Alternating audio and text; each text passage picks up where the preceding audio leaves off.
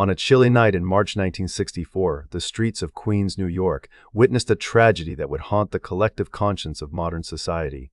The murder of Kitty Genovese is now infamous, not only for the crime itself, but for what it seemed to reveal about human nature.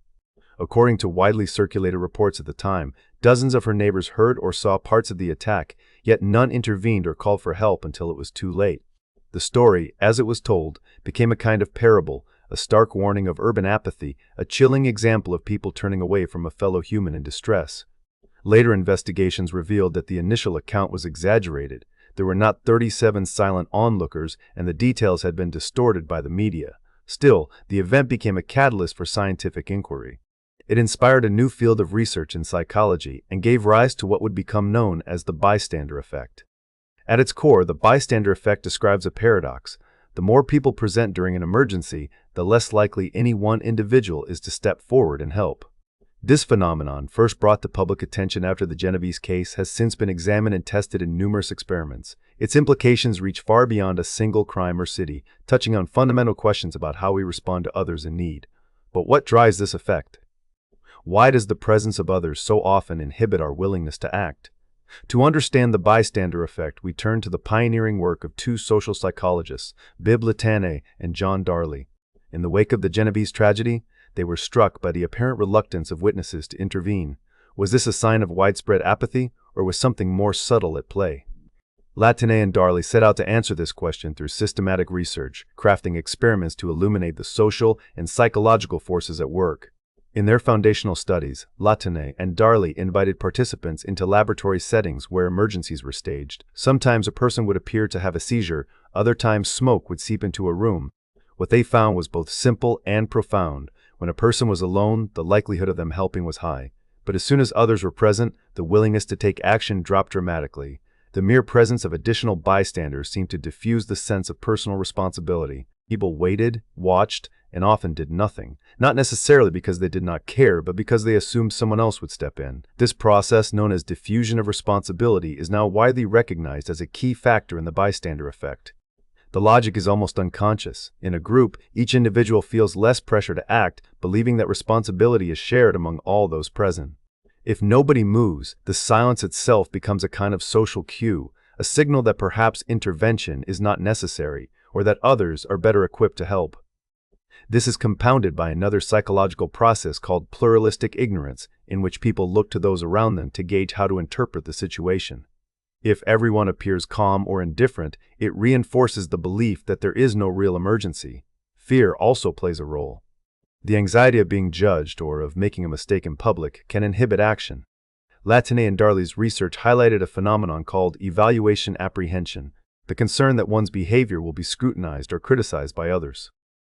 In emergencies, where the stakes are high and the path forward is uncertain, this fear can be paralyzing. The bystander effect, then, is not a simple story of cold-heartedness. Rather, it is the outcome of complex psychological and social mechanisms. People are not always indifferent. They may be confused, overwhelmed, or unsure how to respond. Sometimes, genuine empathy and concern are present, but they are suppressed by the weight of group dynamics. The origins of this line of research can be traced back even earlier.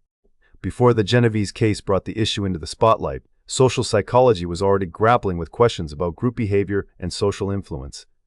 The formation of organizations like the Society for the Psychological Study of Social Issues in the 1930s and the insights of thinkers such as Kurt Lewin laid the groundwork for later studies of bystander intervention. The cognitive revolution in psychology further encouraged researchers to explore how people think about and react to social situations. In the years following Latané and Darley's initial experiments, researchers continued to probe the boundaries of the bystander effect.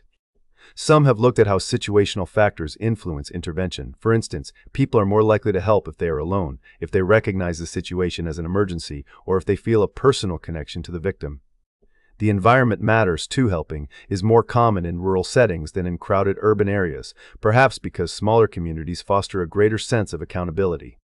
Personality traits and emotional states also play a role. Some individuals, driven by empathy or a strong sense of duty, are more likely to overcome the inertia of group settings. Neuroscience research has suggested that reflexive emotional reactions, automatic gut-level responses, can sometimes break through the hesitation that groups induce. Yet for many, the initial shock or fear in an emergency can lead to freezing rather than action. It is important to note that the bystander effect is not uniform in every situation. While laboratory experiments have consistently shown that the presence of others dampens helping behavior, more recent studies have begun to question how robust this effect is in real-world settings. Some findings suggest that people may be more willing to intervene in certain contexts, such as in the workplace or in online environments. The nature of the emergency, the relationships among those present, and cultural attitudes all make a difference. Moreover, the initial media narrative about the Genovese case, though influential, was later shown to be inaccurate in key respects. This has led scientists and journalists alike to reconsider how we interpret both the tragedy itself and the broader patterns of intervention. Despite these complexities, the basic insight of the bystander effect has stood the test of time. Latané's work has been repeatedly confirmed. When people witness an emergency in the company of others, the likelihood that any one of them will help goes down. The effect is not absolute. Many people do act, and in some cases, groups can actually spur one another to intervene. But the general trend holds true across a wide range of scenarios. To make sense of these findings, Latané and Darley developed a model of helping that breaks down the process into 5 steps. First, a person must notice that something is happening. Second, they must interpret the event as an emergency. Third, they must decide that it is their personal responsibility to act. Fourth, they must choose how to help. Finally, they must implement that action. At each step, the presence of others can create obstacles. It can distract us from noticing, muddy our interpretation, or weaken our sense of duty. It can even make us second-guess our chosen course for fear of standing out or making a mistake. Social influence, in all its subtle forms, is central to the bystander effect. People look to others for cues about what is appropriate, especially in ambiguous situations. If no one appears alarmed, it is easy to assume that concern is unwarranted. This is the essence of pluralistic ignorance. When each person relies on the apparent calm of others, inaction becomes self-reinforcing. Diffusion of responsibility, meanwhile, is rooted in our instinctive calculations about accountability. In a crowd, the moral weight of the situation feels lighter, as if it has been distributed across many shoulders. This can lead to what some have called bystander apathy, though, as research shows, it is often less about apathy and more about confusion or fear. Experiments have revealed that even the speed of response is affected by the number of bystanders. When people do help, they tend to act more quickly when alone than when accompanied by others. This finding has been confirmed across a variety of laboratory scenarios, from simulated medical emergencies to staged accidents. The effect is robust, but not all-encompassing. Context and individual differences continue to matter. Other factors can shape the likelihood of intervention. Awareness of the bystander effect itself, for instance, may encourage people to take action, breaking the cycle of inaction. Gender, attitudes, and even intoxication have been shown to influence helping behavior. Some studies have explored how digital age environments, such as online forums or social media, might create new forms of bystander dynamics, though this area remains an emerging field of research. Still, the enduring lesson of the bystander effect is that human behavior is deeply shaped by the presence and actions of others. In moments of crisis, we are not isolated decision-makers. We are social creatures, attuned to the cues and expectations of those around us. Our willingness to help is not fixed, but fluid, shifting with the currents of group dynamics and social context. The Kitty Genovese story, for all its mythologizing, forced psychologists and the public alike to confront uncomfortable truths about how we act when others are watching. The tragedy was not, as some first believed, a simple matter of urban indifference. Instead, it revealed the powerful, often invisible forces that govern our responses in emergencies. Latané and Darley's research gave us the language and the framework to understand these forces, challenging us to recognize the subtle ways in which responsibility can be diffused, concern can be silenced, and action can be delayed. In the years since, the bystander effect has become a fixture in discussions of social behavior, ethics, and public responsibility. It reminds us that the presence of others, far from guaranteeing safety, can sometimes create the conditions for inaction. But it also suggests that awareness is a first step toward change. By understanding the psychological currents that shape our responses, we can begin to resist their pull-choosing when the moment comes to stand up rather than stand by. Imagine being part of a group, perhaps at a bustling workplace, on a crowded city street, or even in an online forum. Suddenly, something unusual happens. A colleague faints, a car alarm blares outside, or a heated argument erupts just out of sight. You notice the event, but before you act, your attention shifts to those around you. Are they watching? Are they moving to help? Your inclination to step forward and take responsibility wavers, diluted by the silent presence of others. This experience is not simply a quirk of personality or a sign of indifference. It is the result of a psychological phenomenon known as diffusion of responsibility, a powerful force that shapes human behavior in groups both large and small. Diffusion of responsibility is the tendency for individuals to feel less personal obligation to act when they are part of a group. The roots of this phenomenon run deep in social psychology, where researchers have long sought to understand how the mere presence of others can alter our sense of agency and accountability.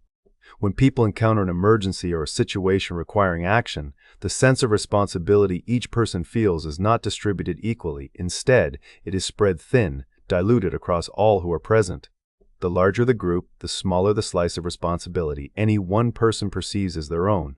This dilution of personal responsibility does not only emerge in crises or dramatic moments, it weaves itself into the fabric of everyday group behavior. Consider the classic example of social loafing, in which individuals working as part of a team exert less effort than they would if working alone. In both trivial and urgent situations, diffusion of responsibility nudges us toward passivity, often without our conscious awareness. To understand how this unfolds in real life, psychologists have designed careful experiments. One frequently cited study involved a scenario where participants believed they were overhearing someone experiencing a seizure. The key variable was that some participants thought they were the only witness, while others believed several people were listening as well. The results were striking. When participants thought they were alone, the vast majority rushed to help. But when they believed others were present, the likelihood of intervention plummeted. For example, in Latane and Darley's 1968 study, 85% of participants helped when alone, compared to only 31% when they believed others were present. The presence of others did not make people cruel or apathetic. It simply diffused the sense of direct responsibility. This same pattern appears in a range of situations, from emergencies to collaborative group projects. When the boundaries of responsibility are blurred, individuals are less likely to take initiative. The psychological mechanisms underlying this tendency are subtle yet profound.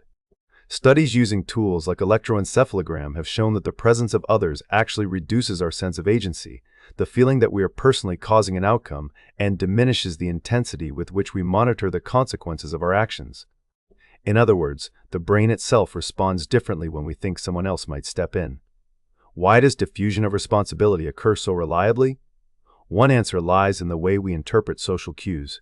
In ambiguous situations, people often look to those around them for guidance. If others remain passive, we infer rightly or wrongly that action is unnecessary or that someone else will take care of things. This process is amplified by the conformity bias, a psychological tendency to take behavioral cues from the group. When everyone waits, we wait as well, reinforcing a collective inertia that can be difficult to break. The group setting also provides a kind of anonymity. As individuals become part of a larger crowd, their actions and inactions blend into the whole. The feeling of being just one face among many can sap the urgency that might otherwise compel us to act. Anonymity here does not mean total invisibility, but rather a sense that responsibility is shared so widely that no single person feels the full weight of expectation. The influence of group size on diffusion of responsibility is striking. As the number of bystanders increases, the amount of personal responsibility each one feels decreases. This is not merely a matter of arithmetic, it is a cognitive bias that shapes our judgment in real time. The more people there are, the easier it is to rationalize inaction. With so many witnesses, surely someone else will step forward. This logic, though comforting, often leads to a paradox. The greater the crowd, the less likely it is that anyone will help. Yet the story does not end with numbers alone. The clarity of the situation also matters. In ambiguous circumstances, where it is not obvious that help is needed, diffusion of responsibility becomes even more pronounced. Meta-analytic reviews have shown that in situations where the need for intervention is unclear, people are especially prone to assume that responsibility rests elsewhere. Ambiguity creates a kind of psychological smokescreen, obscuring the call to action and making it easier to disengage. The consequences of diffusion of responsibility are not limited to emergencies or dramatic public incidents. In everyday life, its effects can be seen in group tasks, workplace dynamics, and even in the realm of social activism. When people are asked to sign a petition, join a cause, or participate in a community effort, the same forces come into play. If many hands are invited, some will inevitably stay in their pockets, each individual feeling that their contribution, or lack thereof, will hardly be noticed. It is important to recognize that inaction in these settings is not always a product of apathy or selfishness. On the contrary, research suggests that people in groups often care deeply about what is happening, but their personal sense of agency is eroded by the knowledge that others are present. The cognitive calculations that underpin diffusion of responsibility operate quietly, shaping our sense of what is expected, what is appropriate, and ultimately, what we will do. Given the pervasive influence of this phenomenon, researchers have explored ways to counteract its effects. Some strategies have emerged from the laboratory. Reducing group size, clarifying expectations, and increasing personal accountability can all help restore a sense of individual responsibility. For instance, when group members know their actions will be visible and evaluated, or when specific roles are assigned, the likelihood of action increases. Even subtle cues, a direct request for help or a call to step forward, can pierce the haze of shared responsibility and prompt decisive intervention. At the neurological level, the presence of others appears to have measurable effects on how we process our own actions. Studies using brain imaging suggest that outcome monitoring, the brain's way of tracking the impact of our choices, diminishes when we know others are involved. This finding reinforces the idea that diffusion of responsibility is not simply a matter of conscious decision-making, but is rooted in the very architecture of our social brains. The implications of these insights stretch far beyond the laboratory. In workplaces, classrooms, and public spaces, group settings are the norm rather than the exception. Understanding the science of diffusion of responsibility can help organizations design better systems for accountability, ensuring that important tasks do not fall through the cracks simply because too many people are watching. In the realm of ethics, it underscores the need for clear lines of responsibility and the value of empowering individuals to act without waiting for a collective cue. Despite decades of research, certain aspects of diffusion of responsibility remain open questions. For example, while it is clear that anonymity and group size play central roles, the precise interplay between individual personality, situational variables, and cultural context is still the subject of ongoing study. Some evidence suggests that interventions designed to increase accountability or highlight individual agency can be effective, but the details of how best to implement these strategies in different settings are still being refined. What is undeniable is that diffusion of responsibility is a robust and deeply ingrained element of human social behavior. It reminds us that our actions, or lack thereof, are shaped not only by who we are, but by where we find ourselves and who is standing beside us. Recognizing the subtle push and pull of group dynamics can empower us to resist the current of passivity and reclaim our sense of responsibility, whether in moments of crisis or in the quiet routines of daily life. In the end, the science of diffusion of responsibility offers a window into the hidden forces that shape our choices. It challenges the notion that inaction is always a matter of intention, revealing instead a complex interplay of cognitive, social, and neurological factors. By bringing these mechanisms into the light, we gain not only understanding, but the possibility of change, a chance to transform the way we respond, both as individuals and as members of a larger community. Imagine a crowded subway platform on a typical weekday morning. Suddenly, a commotion erupts, a person collapses, clutching their chest. For a brief moment, dozens of eyes turn toward the scene, then quickly look away. Some passers-by slow down, others freeze, but no one steps forward. The bystander effect, explored in earlier chapters, seems inevitable here, a silent understanding that someone else will act, that responsibility already belongs to another. Yet, despite how familiar this paralysis feels, science has not left us powerless. Through numerous studies and real-world interventions, researchers and practitioners have identified strategies to break through group inertia, transforming passive witnesses into active helpers. What moves someone to step out from the crowd, past the invisible barrier that holds so many back? Science suggests the answer is rarely about heroic temperament alone. Instead, it is a blend of individual skills, social norms, and deliberate practice. Consider the bystander approach, a model that shifts the focus from blaming passive witnesses to equipping entire communities with the knowledge and confidence to intervene safely. Prevention specialists describe this approach as reframing the question from, "Why did not you help?" to, "How can we help each other?" This subtle shift is powerful. When people see themselves as part of a network of mutual responsibility, they are more likely to recognize harmful situations and, crucially, take action. Education is essential here. Research shows that when individuals are taught not just what to do, but how to intervene, their willingness to step in increases. These skills are not innate. They can be learned and refined. Programs such as Bringing in the Bystander, an evidence-based curriculum, demonstrate that teaching people how to intervene safely and effectively boosts both their confidence and their likelihood of taking action. The curriculum goes beyond presenting information. It builds empathy, fosters a sense of collective responsibility, and provides practical tools that can be adapted to various settings, from college campuses to workplaces to neighborhood gatherings. But knowledge alone does not suffice. Social norms, the unspoken rules that shape what people see as acceptable or expected, play a decisive role. Community leaders, role models, and peers can all serve as catalysts for pro-social behavior simply by modeling it themselves. When helping is visible and valued, it becomes contagious. Evidence shows that even small interventions, making eye contact with someone in distress, asking, "Are you okay?" can ripple outward, lowering the psychological barrier for others to step in. In effect, every small act of courage helps rewrite the script for the entire group. Practical strategies for intervention are remarkably varied, tailored to both the situation and the comfort level of the potential helper. One well-known framework, the 5 Ds of bystander intervention, offers a toolkit for action. The first is direct, addressing the situation head-on, whether by checking in with the person at risk or confronting harmful behavior. Directness is not always possible or safe, so the second D comes into play, distract. Sometimes, creating a diversion, a dropped item, a casual question, can diffuse tension or interrupt an escalating situation. The third D, delegate, acknowledges that one person alone may not be able to help, but can prompt others, security staff, friends, or even other bystanders to intervene. Delay, the fourth option, means checking in with the person affected after the fact, offering support even if immediate intervention was not possible. Finally, document reminds us that recording an incident, when safe and appropriate, can help ensure accountability and provide evidence if needed. These strategies are not just theoretical. Training programs that guide participants through real-life scenarios and role-play exercises have been shown to improve not only knowledge, but also attitudes and behaviors related to intervention.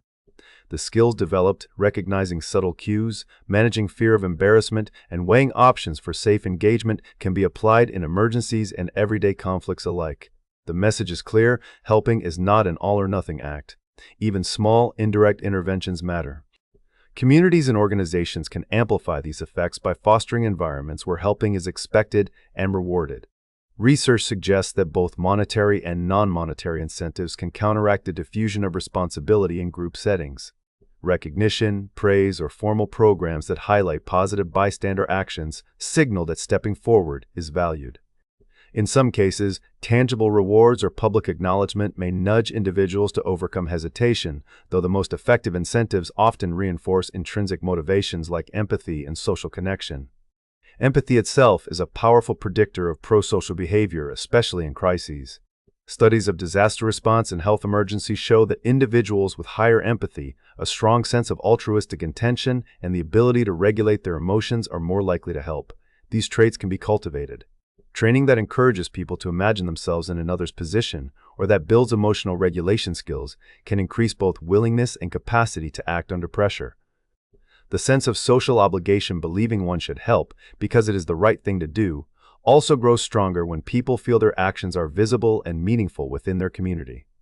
Times of collective threat, such as public health emergencies, can spur both pro-social and self-protective behaviors. For example, during outbreaks or disasters, people may be motivated to donate blood, volunteer, or support neighbors, even as anxiety about personal risk rises. However, factors like infection outbreaks can also discourage helping. Here, researchers have found that shared social identity and strong social norms play a crucial role. When members of a group see themselves as in it together, they are more likely to act for the common good. Community messaging that emphasizes unity, shared goals, and mutual aid can harness these motivations, making helping behavior the default rather than the exception. There is also evidence that young people, when taught social problem-solving skills, become more willing to offer help in emergencies. Interventions that build these skills, identifying problems, weighing options, and making decisions, have been shown to increase readiness to provide first aid, for example, among adolescents. The implication is that by fostering both practical and emotional competencies, communities can raise a generation better equipped to face moments of crisis with action rather than resignation. Of course, no intervention will be universally effective. Context matters. In some situations, such as infectious disease outbreaks, fear and uncertainty can dampen the impulse to help, even among those who might otherwise be eager to act. This does not mean that intervention is impossible, but that strategies must adapt. Clear communication about risks, guidance on safe ways to help, and visible leadership can allay fears and encourage participation, even when the stakes are high. Professionals and advocates have developed a wide array of resources and toolkits to support bystander intervention. These materials, often compiled by national organizations, provide best practices, evidence of effectiveness, and step-by-step guidance for advocates, educators, and preventionists. Many training programs, such as those addressing harassment or promoting equality, are designed to be flexible and adaptable, recognizing that each community has its own needs and challenges. What unites these efforts is a commitment to empowering individuals, not as isolated heroes, but as members of a collective capable of extraordinary action. Sometimes the first and most important step is simply to recognize that something is wrong. Awareness training can help people identify the subtle signs of distress or danger that might otherwise go unnoticed. Once the alarm is raised in the mind, the next challenge is overcoming the inertia of the group, the silent calculation that someone else will surely act. Here, practice is key. Role-playing, scenario-based discussions, and repeated exposure to intervention strategies make it more likely that, when the crucial moment arrives, hesitation will give way to action. Importantly, effective intervention does not end with the initial act. Following up, checking in with the person helped, offering support, or ensuring that the situation is resolved completes the cycle of responsibility. This holistic approach, promoted by organizations seeking to build resilient communities, reinforces the idea that helping is not a single event, but an ongoing commitment. The science is clear: the bystander effect is not destiny. It is a pattern shaped by context, culture, and psychology, but open to change. By teaching practical skills, modeling pro-social behavior, reinforcing positive norms, and building empathy, communities can transform the crowd from a barrier into a wellspring of support. Every action, no matter how small, chips away at the invisible wall of inaction. And when the moment comes, whether it is a crisis on a subway, an incident at work, or a call for help from across the street, any one of us can become the difference between silence and salvation. The journey to mitigate the bystander effect is ongoing. It asks us to notice, to care, and to act, not in isolation, but together. Science has handed us the tools. It is up to us as individuals and communities to use them. The next time you find yourself in a crowd, remember, the first step beyond the bystander effect starts with you.